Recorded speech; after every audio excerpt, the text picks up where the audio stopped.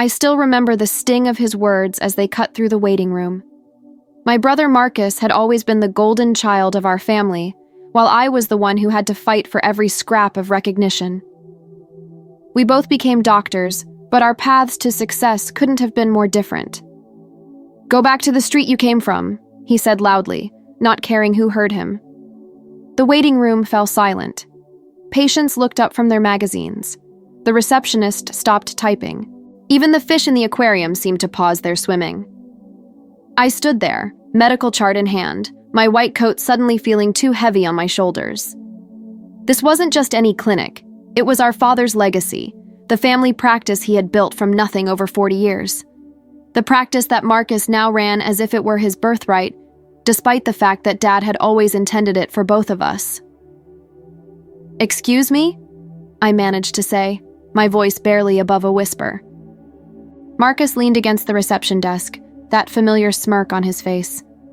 The same expression he'd worn when he'd taken my toys as children, when he'd ruined my prom dress, accidentally, when he'd convinced our parents that my medical school graduation wasn't worth attending because it wasn't Harvard like his had been. "You heard me, Olivia," he said, crossing his arms. "This is a respectable establishment. We don't need your community clinic approach bringing down our standards. Go back to treating the homeless or whoever it is you waste your time on." I felt my cheeks burn. For the past 5 years, I'd been working at a community health center in one of the poorest neighborhoods in the city. Not because I couldn't get a real job, as Marcus often implied, but because I believed healthcare was a right, not a privilege. Because someone needed to help those people, and I had the skills to do it. "Dr. Marcus," the receptionist Cheryl said softly, "there are patients." "Oh, they don't mind," Marcus waved dismissively. "They're here for quality care, not the kind of bargain basement medicine my sister practices." I looked around at the uncomfortable faces of the waiting patients. This was the clinic where I had first learned to take vital signs, where Dad had taught me how to listen to a heart with a stethoscope, where I had decided at age 7 that I wanted to follow in his footsteps. And now I was being humiliated here, treated like an intruder.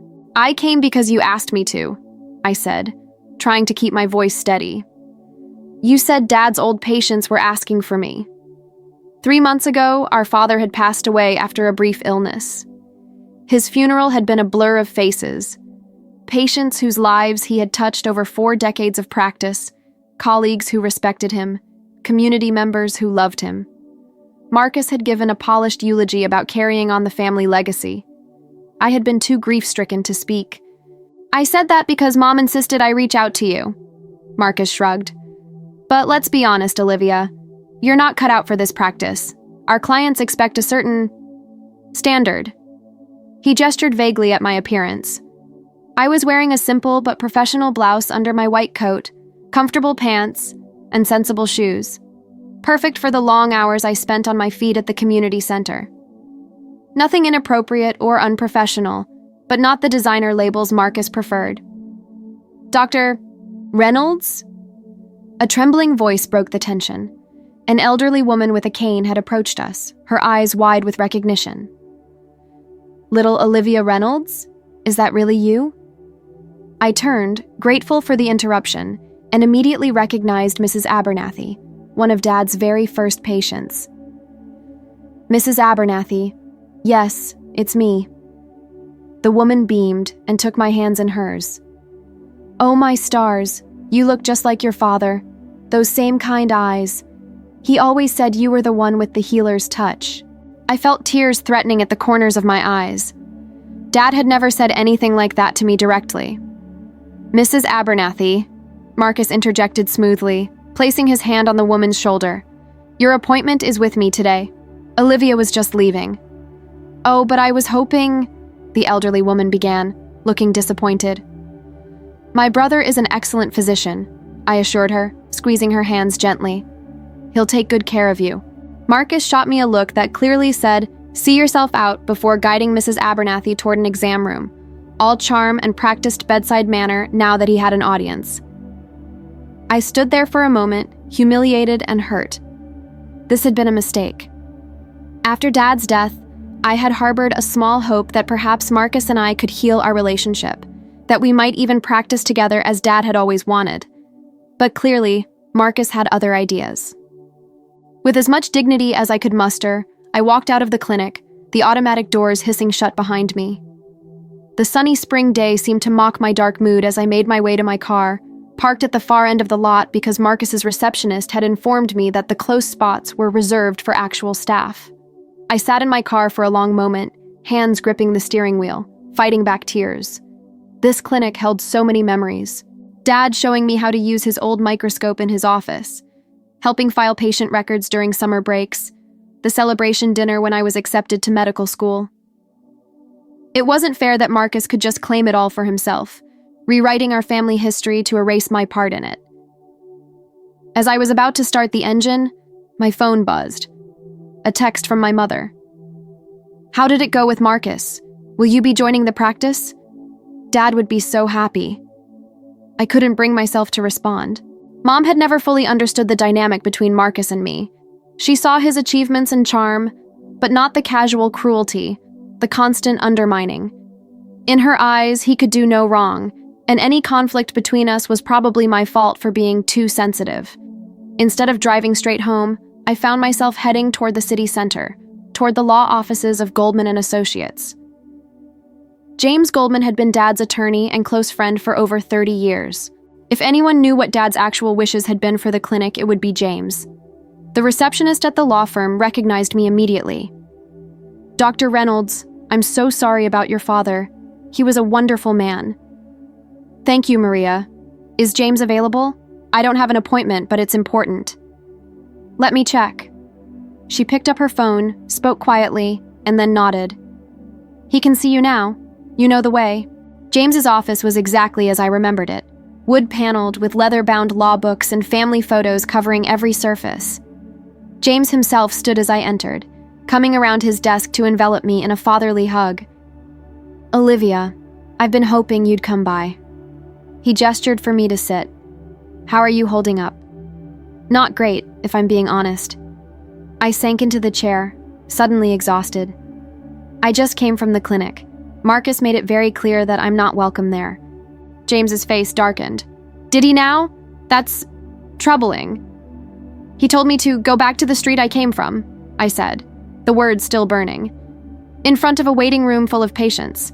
Made it clear he considers my work at the community center beneath him, beneath the standards of the Reynolds Clinic." "Your father would be appalled," James said quietly.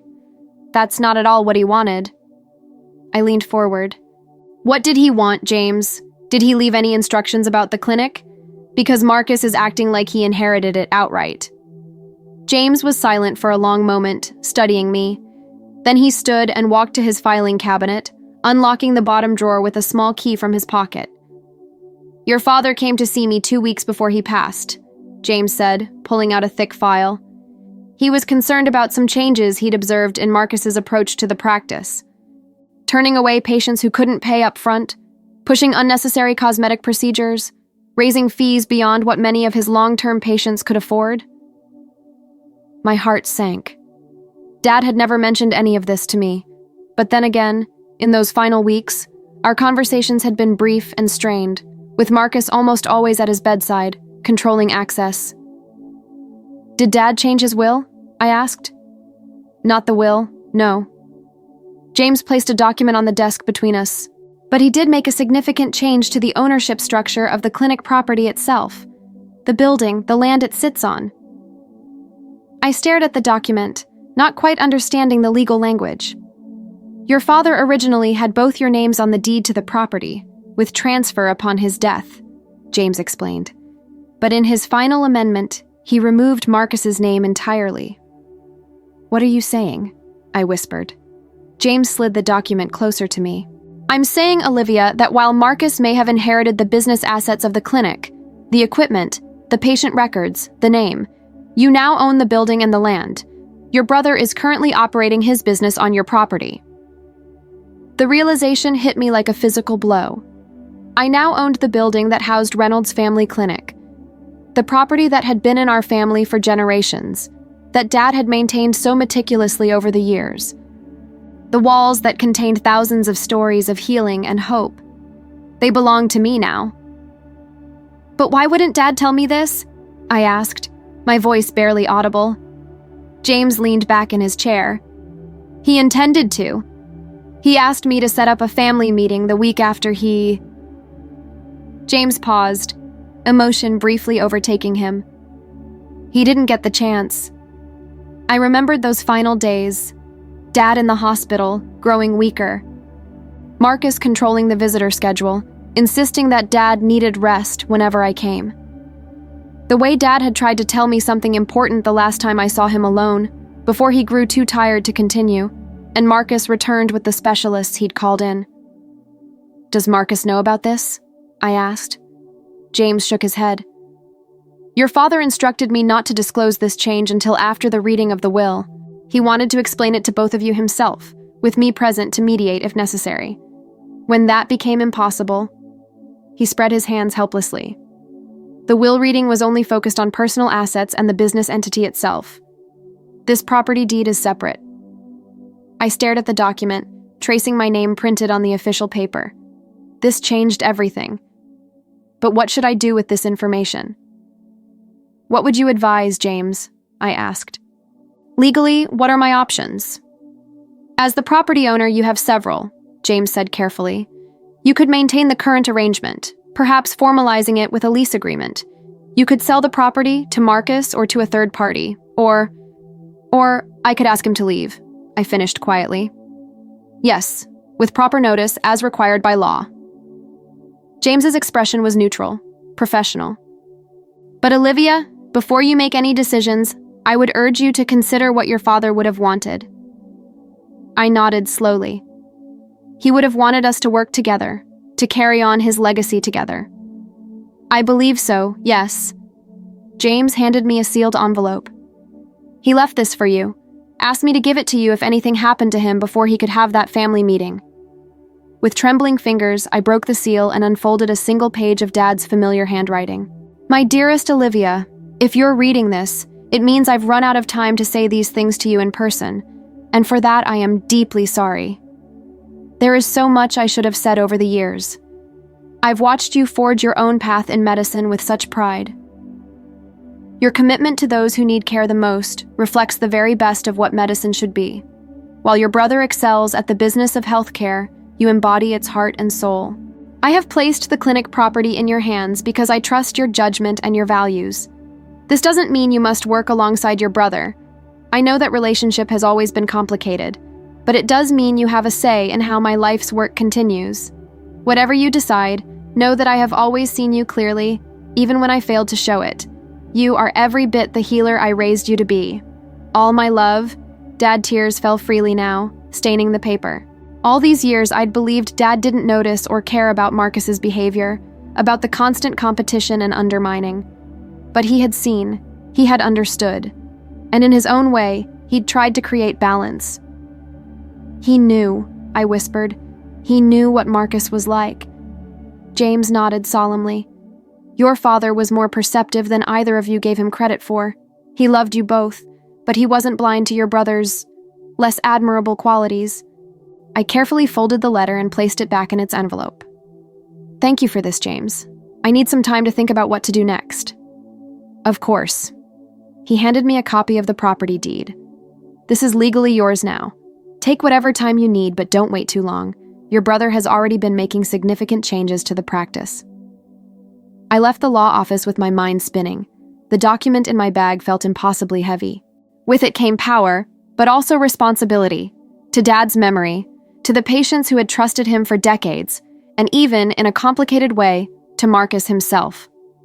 Instead of going home, I drove to the community health center where I worked. It was after hours now, the building quiet except for the night staff handling emergencies. I let myself in with my keycard and made my way to my small, cramped office. Unlike Marcus's sleek, expensively furnished space at the Reynolds Clinic, my office was utilitarian. A desk piled with patient files and medical journals, a bookshelf overflowing with reference texts, walls covered with thank you cards from patients and children's drawings. It wasn't impressive by conventional standards, but it was a place of real healing. I sat at my desk, opened my laptop, and began to research. Property laws, commercial lease agreements, medical practice regulations. By midnight, I had a much clearer understanding of my position and my options. The next morning, I called in sick to the community center, something I almost never did, and drove back to the Reynolds Clinic. It was early, before opening hours. I knew Marcus always arrived first to review the day's schedule and handle administrative work before the first patient arrived. Sure enough, his BMW was the only car in the lot. I parked beside it and took a deep breath. In my bag was the property deed, Dad's letter, and a proposal I had drafted the night before. I used my old key to enter through the back door. The clinic was quiet, the lights still dim except for Marcus's office at the end of the hall. I could hear him on the phone as I approached, his voice carrying that familiar tone of forced charm. "Of course, Dr. Weston. We'd be happy to take those patients off your hands. Our cosmetic dermatology department is expanding and..." He looked up and saw me standing in his doorway, phone to his ear. His expression shifted from surprise to annoyance. "I'll have to call you back," he said curtly, hanging up. "Olivia, what are you doing here? I thought I made myself clear yesterday."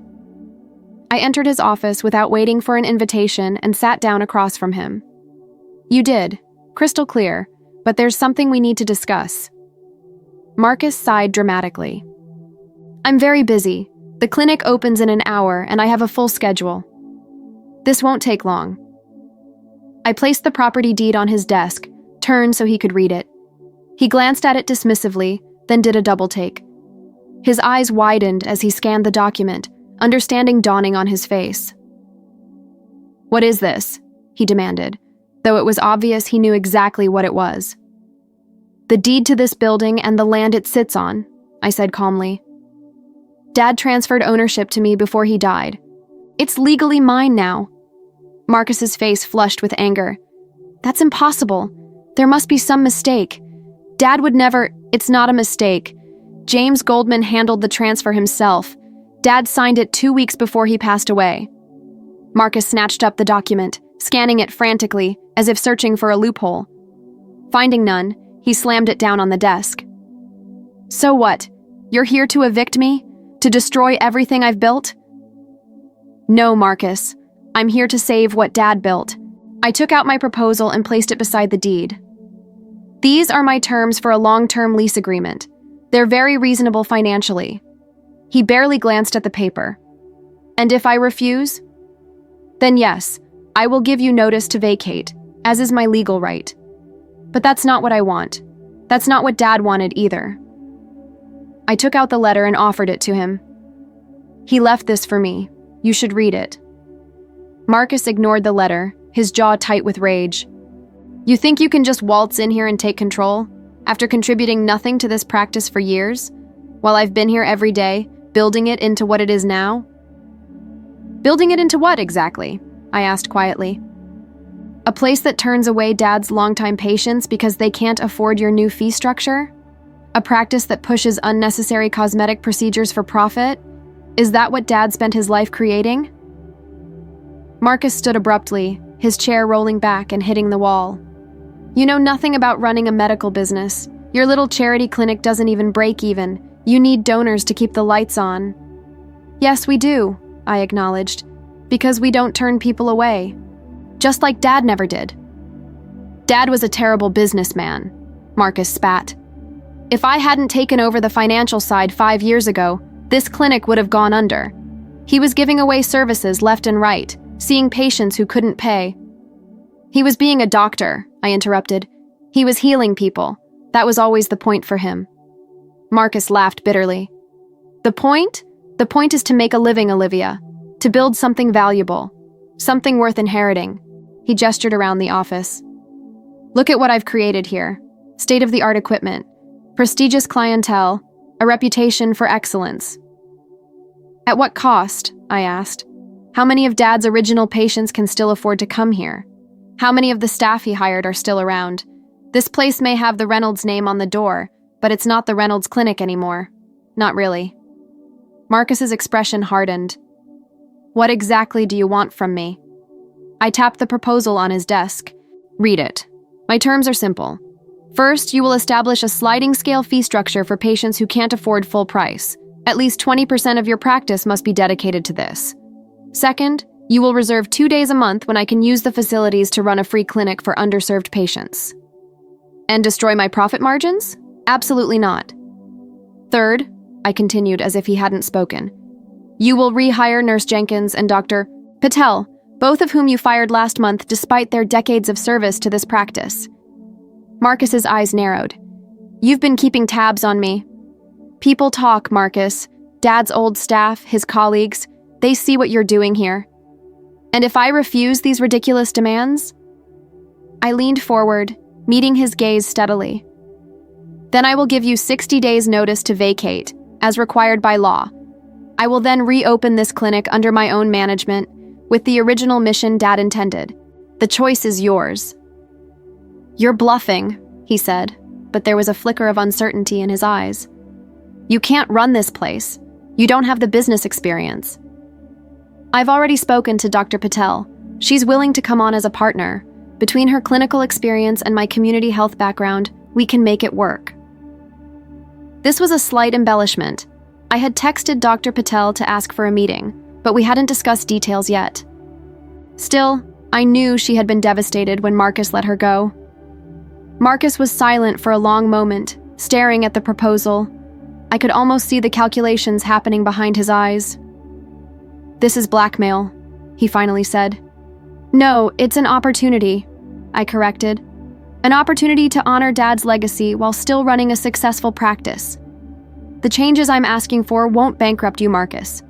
They'll just ensure that this clinic continues to serve all members of this community, not just the wealthy ones. He picked up the proposal and began to read it more carefully this time. I sat quietly, allowing him time to process. The free clinic days, he said eventually. They can't be during our busiest times. I suggest Tuesday and Thursday evenings. A small victory. He was negotiating, not refusing outright. That works for me. And this sliding scale nonsense, 15%, not 20%. And I get to set the criteria. 17%, and we establish the criteria together based on federal poverty guidelines. Marcus's mouth twitched. Not quite a smile, but close. Despite everything, he had always enjoyed negotiation. Fine, 17%. But the rehiring of Jenkins and Patel is problematic. I've already replaced them. Then find a place for them, I insisted. They were Dad's right and left hands for over 20 years. They deserve better than being discarded the moment he was gone. Marcus drummed his fingers on the desk, clearly weighing his options. The silence stretched between us, filled with decades of rivalry and resentment, but also with the shared memory of our father. You know, he said finally, I always wondered why Dad seemed to favor you, even though I was the one who stayed, who helped him modernize this place. He didn't favor me, I said, surprised by this revelation. He was always bragging about you, Harvard Medical School, your research publications, your business acumen. I was just the daughter working in a community clinic. Marcus's expression shifted slightly. That's not how it felt to me. He was always talking about how you were the one with the heart, how you were practicing medicine the way it was meant to be practiced. As if what I was doing here wasn't real medicine. For the first time, I glimpsed something beneath my brother's arrogance, insecurity.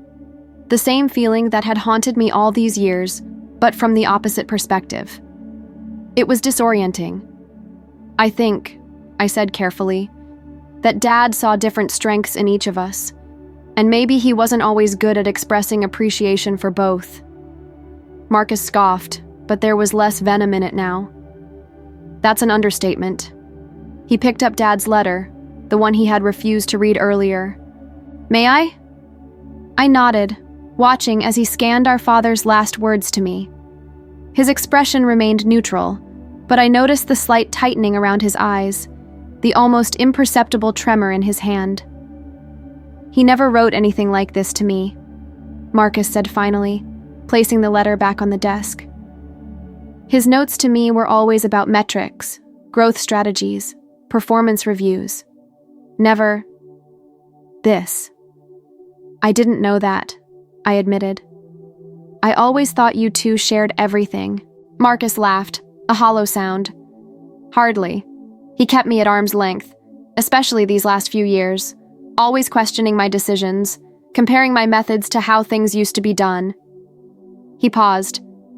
I knew he was disappointed in the direction I was taking the clinic, but I truly believed it was the only way to keep it viable in today's healthcare environment. I leaned forward. Maybe there's a middle path, one that honors Dad's values while acknowledging the realities of modern healthcare economics. Marcus studied me for a moment, then glanced down at the property deed again. You really could force me out. I could, I acknowledged, but that's not why Dad left me the property. I think he wanted to ensure that his legacy, the real legacy of the Reynolds Clinic, would continue one way or another. And you think your proposal accomplishes that? It's a start. We can refine the details over time. Marcus stood and walked to the window, looking out at the parking lot where staff were beginning to arrive for the day. I've invested everything in this place, Olivia. My time, my reputation, my future. The idea of losing control of it, I'm not asking you to lose control, I clarified, just to share it, a little, to make room for Dad's original vision alongside your innovations. He turned back to face me. And what about you?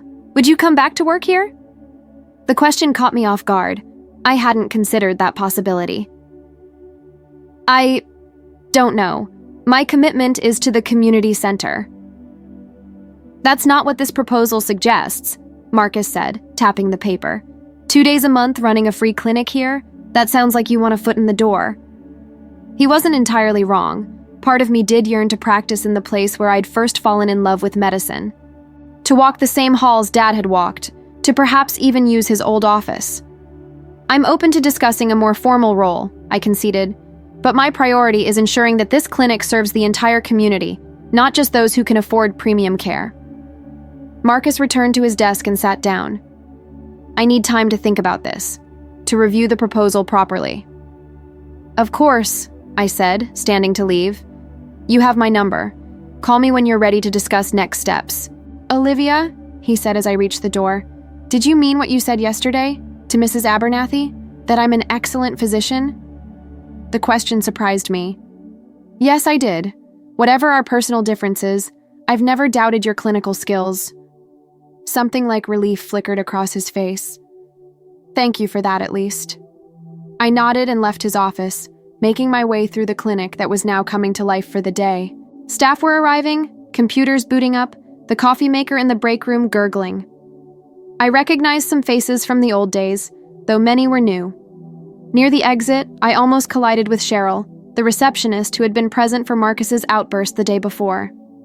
Dr. Reynolds, she said, clearly surprised to see me back. I didn't know you were here. Just had a meeting with my brother, I explained. And please, call me Olivia. She glanced nervously toward Marcus's office. I wanted to apologize for yesterday. I should have said something when Dr. Marcus was, well, being himself, I suggested with a small smile. She returned the smile cautiously. He's not always like that. It's just been stressful since your father passed. So many changes, so quickly.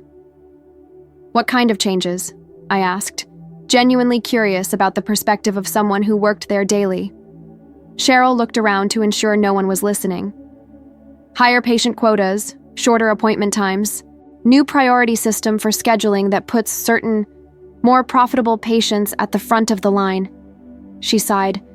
Your father would never have approved. He knew every patient by name, remembered their children, their grandchildren. Yes, he did, I agreed, feeling a renewed sense of purpose. Thank you for sharing that, Cheryl. It helps me understand the situation better. Are you coming back to practice here? She asked hopefully. That remains to be seen, I answered honestly. But I'm not giving up on my father's legacy, one way or another. As I drove away from the clinic, I felt lighter than I had in months, maybe years. For so long, I had accepted my role as the outsider in my own family, the one who didn't quite fit. But Dad had seen me. He had valued my approach to medicine enough to entrust me with the physical foundation of his life's work. Whatever happened next with Marcus, whether we found a way to work together or went our separate ways professionally, I would never again doubt my place in our father's heart or in his legacy. The next few days passed in a blur of patient appointments at the community center. I threw myself into my work there, finding renewed appreciation for the mission we served. Every patient who came through our doors received quality care regardless of their ability to pay, exactly as Dad had practiced for decades before the healthcare landscape changed so dramatically. On Friday afternoon, as I was finishing my last appointment of the day, my phone buzzed with a text from Marcus. "We need to talk. Dinner tonight? Sullivan's, 7 p.m. Sullivan's was an upscale steakhouse downtown, Marcus's preferred venue for business discussions. It was his territory, his comfort zone. Part of me wanted to suggest a neutral location, but another part recognized the olive branch being extended. "I'll be there," I texted back. Sullivan's was crowded when I arrived, the Friday evening crowd a mix of business people unwinding after the work week and couples starting their weekend. Marcus was already seated at a corner table, nursing what looked like a scotch on the rocks, Dad's preferred drink, though Marcus had always favored wine in the past. "You're early," I observed as I sat down across from him. "Old habit," he replied. "Dad always said, if you're not 15 minutes early, you're already late." We finished in unison, sharing a brief, genuine smile at the memory. A waiter appeared, and I ordered a glass of Cabernet. Once he departed, Marcus got straight to business. "I've reviewed your proposal," he said, placing a document on the table between us. "I've made some revisions. Nothing that changes the fundamental principles, just adjustments to implementation." I glanced at the document, noting his neat annotations in the margins. "You've given this serious thought." "I have," he confirmed. "And I've also been reflecting on something else. What Dad would truly want for the clinic, for us, for his legacy." The waiter returned with my wine and took our food orders. When he left, Marcus continued. "Yesterday, I pulled the clinic's financial records from when Dad was still actively managing things before I took over. I was sure I'd find evidence of poor business practices, unnecessary charity cases that drained our resources." "And?" I prompted when he paused.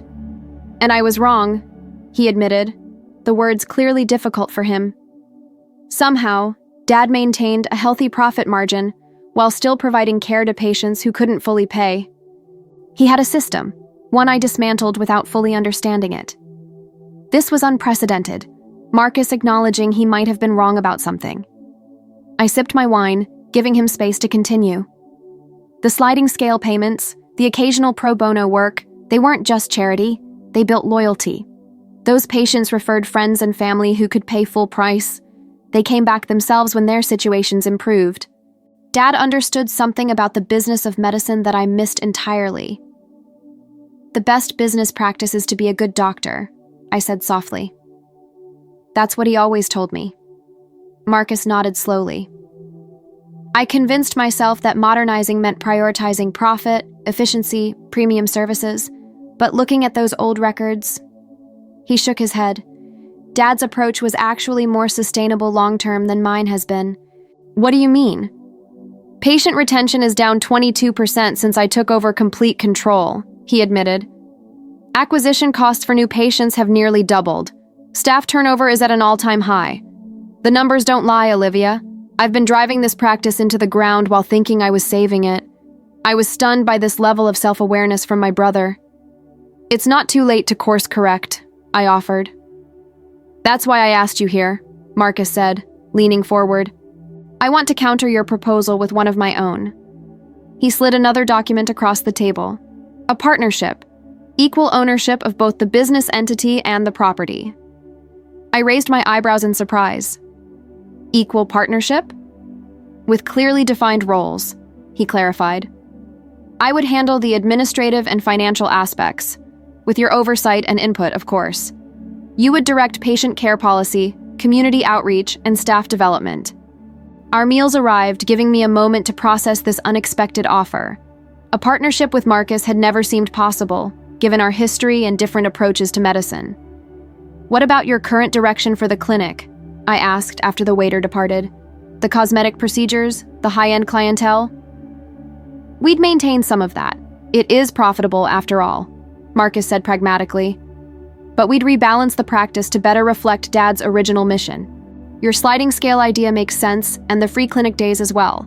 I've even expanded on it in my counter proposal." I began to read through the document as we ate. True to his word, Marcus had maintained the core principles of my proposal, while adding structure and financial planning that, I had to admit, improved upon my more idealistic approach. This is actually quite good, I acknowledged, looking up at him. But why the change of heart? 2 days ago, you were ready to fight me for control of the clinic. Marcus set down his fork and was quiet for a moment. After you left, I found myself in Dad's old office, my office now. I was looking for something in his desk when I found a photo album I'd never seen before. He pulled out his phone, scrolled through a few photos, and handed it to me. On the screen was a photo of Dad and me at my white coat ceremony in medical school. He was beaming with pride, his arm around my shoulders. I remembered that day clearly. Marcus had been presenting at a conference and couldn't attend. I swiped to the next photo, Dad and me volunteering at a health fair in an underserved neighborhood.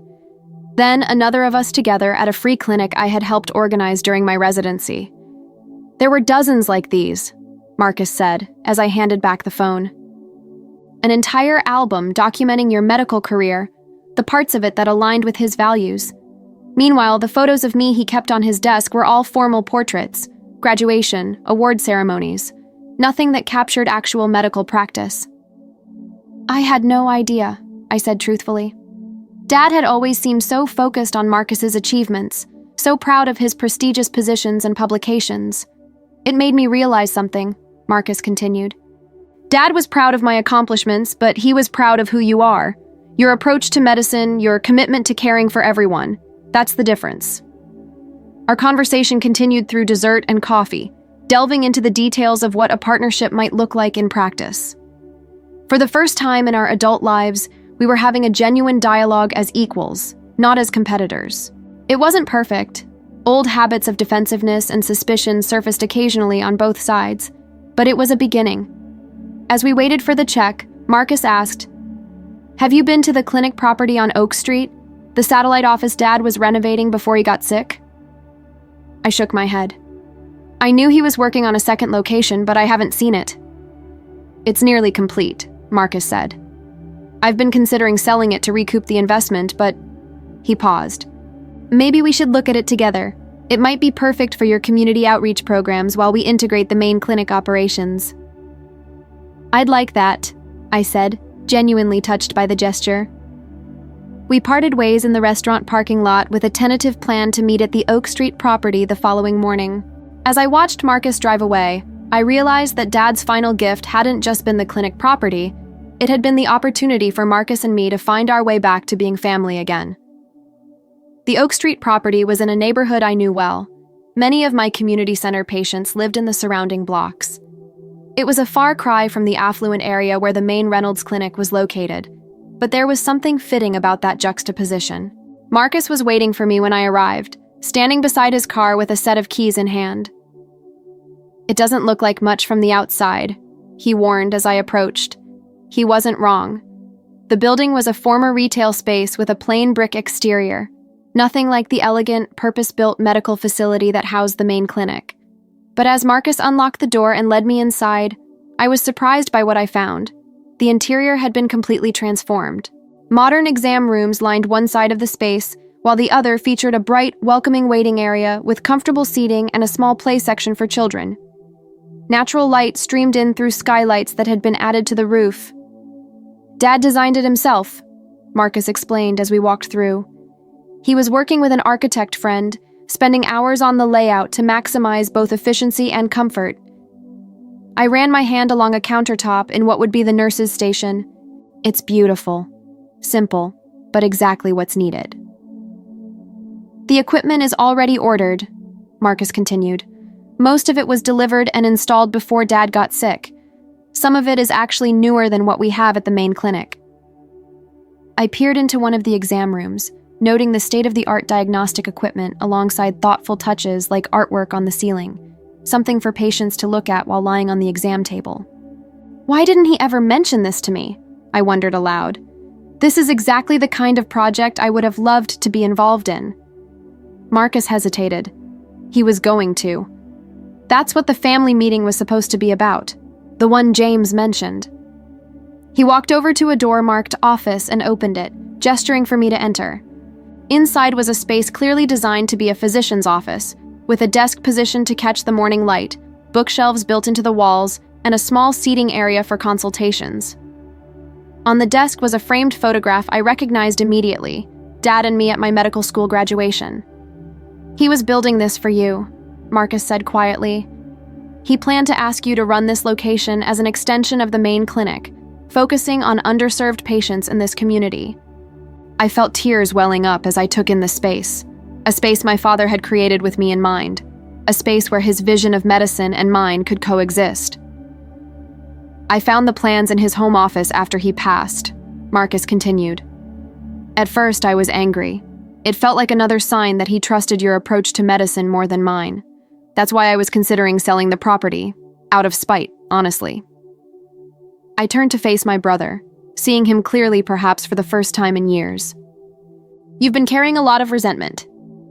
"So have you," he pointed out, not unkindly. "Yes," I admitted. "I always thought Dad favored you, that he was disappointed in my choice to work at the community center instead of joining the family practice. And I always thought he respected your idealism more than my practicality," Marcus said.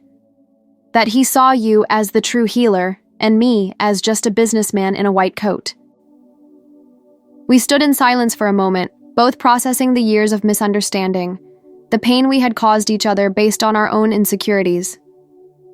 "I think," I said finally, "that Dad saw strengths in both of us. He just wasn't very good at communicating that." "No, he wasn't," Marcus agreed with a sad smile. "But he tried in his own way. This clinic, the property deed, the letter he left for you, these were his attempts to bring us together, to create something that would honor both our approaches to medicine."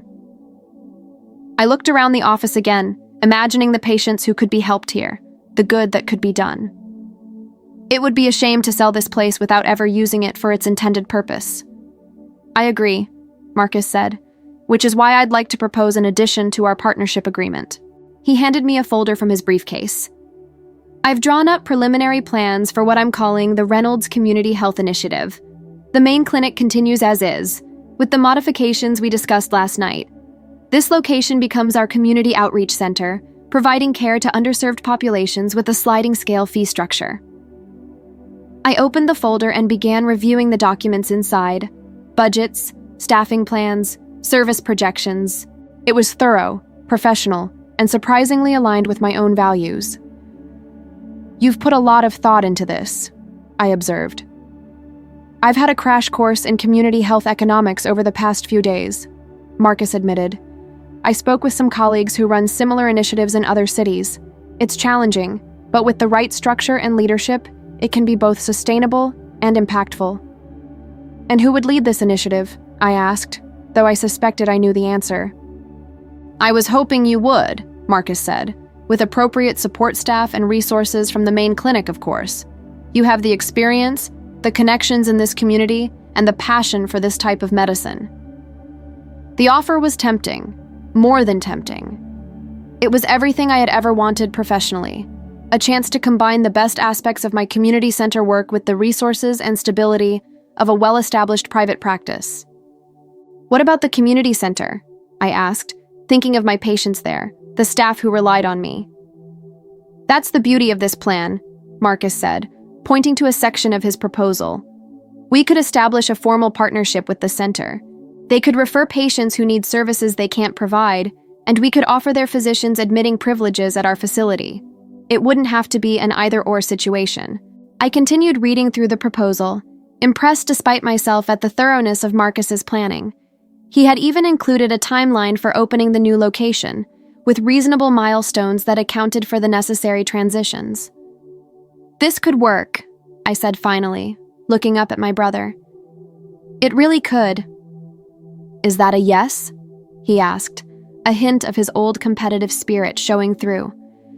"It's I need to discuss this with the board at the community center, review the partnership agreement with my own lawyer, and think carefully about next steps," I clarified. "But it's also an acknowledgement that you've created a compelling vision here, one that honors Dad's legacy while looking to the future." Marcus smiled, a genuine smile, not the practiced charm he usually displayed. "That's fair. Take whatever time you need.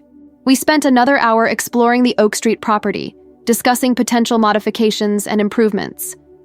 For the first time in our adult lives, we were collaborating rather than competing, each bringing our unique perspective and expertise to the conversation. As we were preparing to leave, I paused by the front entrance, where a space had clearly been reserved for signage. "What would we call this place?" I asked. Reynolds Clinic has always been associated with the main location. Marcus considered for a moment. "How about Reynolds Community Health Center? Simple, straightforward, honors Dad while acknowledging its specific mission."